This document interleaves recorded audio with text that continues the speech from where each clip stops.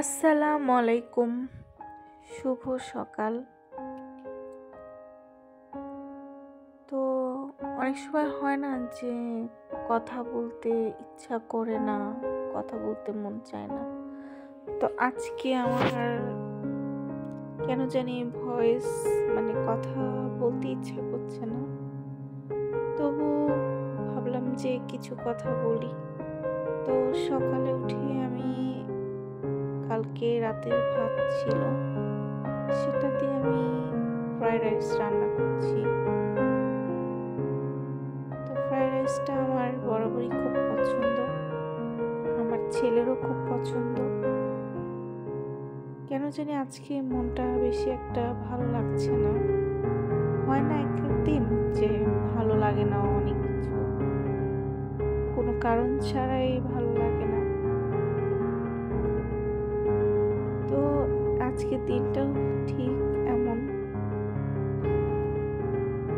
তো ঠান্ডা ওয়েদার ছিল, তো সকালে উঠে গরম গরম ফ্রাইড রাইস রান্না করলাম। ফাস্ট ফুড আইটেমটা বরাবরই আমার খুব পছন্দের। ফ্রাইড রাইসটা বিশেষ করে আমার বেশি ফেভারিট। এটাই কিন্তু বাসমতি চালের ফ্রাইড রাইসটা বেশি মজা লাগে। তো এই জন্য আমি দুপুরে রান্নাটা করছি। অনেক দিন হলো ডিম ভুনা খাই না। আজকে কেন জানি মনে হলো যে ডিম ভুনা করে খাবো। পাশাপাশি কিছু তরকারি আছে, জাস্ট শুধু এই একটা তরকারি রান্না করব। মাঝে মধ্যে এভাবে ডিম ভুনা খেতেও কিন্তু খুব মজা লাগে, ভর্তার সাথে, ডালের সাথে, খিচুড়ির সাথে, পোলাওর সাথে। বাট আমার সাদা ভাতের সাথে ডিম ভুনাটা বেশি মজা লাগে। আজকে পাতিলে রান্না করছি, আজকে কেন জানি মনে হচ্ছে যে আজকে আমি পাতিলেই রান্না করব। মাঝে মধ্যে বিভিন্ন আসবার জিনিসপত্রে একই কড়াইয়ে রান্না করতে করতে অনেক সময় মন চায় যে অন্য কিছুতে রান্না করি। আমার পাতিলে রান্না করতে ভালো লাগে, একটা পরিমাপ অনুযায়ী রান্না করা যায় যদি পাতিলগুলো টেকসই হয়।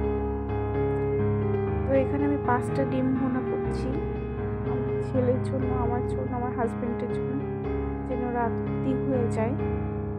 পাশাপাশি আমি কয়েক পিস মাছ ভাজি করে নিয়েছি, শুধু নর্মাল ভাজি। মাছ ভাজি আর ডিম ভুনা করলাম। অনেক সময় অন্যরকম আইটেম খেতেও কিন্তু খুব মজা লাগে বিভিন্নভাবে। তো এদিকে আমার সন্ধ্যার পরে নতুন কাপ বের করলাম। এটা আমার হাজবেন্ড পেয়েছে তার অফিস থেকে গিফট। তো ভাবলাম যে আজকে এই নিউ কাপে আমি 1 কাপ কফি খাবো, ফুল 1 কাপ।